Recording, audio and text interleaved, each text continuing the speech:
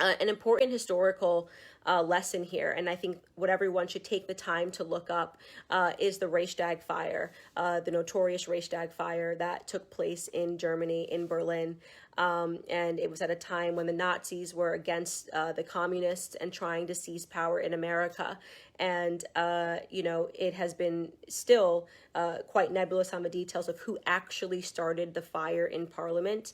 But the Nazis seized the opportunity. One communist allegedly started a fire in Parliament, and the Nazis used that as a pretext to garner sympathy and to pretend that this act was so horrible that they now had a right to strip people of civil liberties. And it is how the Nazis assumed a totality of power in Germany, in Germany, in Nazi Germany. They forced the Reichstag, it was called the Reichstag Fire Act to be signed. I think it was called an act, the Reichstag Fire Decree to be signed, and it allowed them to mass arrest all of their anybody who was politically dissident, anybody who didn't agree with them. It allowed them to seize basically ultimate power and to stop these people in their tracks. And they seized so many civil liberties. They shut down publications.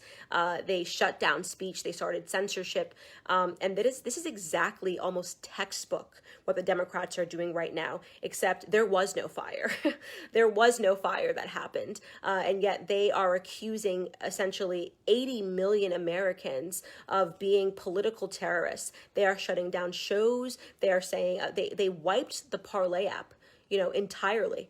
They are now saying, in collaboration with the tech companies, that nobody is allowed to question the results of this election because it led to this horrific event where only Trump supporters died. That makes no sense, right? And so they are censoring accounts, thousands of accounts that they're saying are guilty on Twitter for this insurrection. They've censored a sitting president.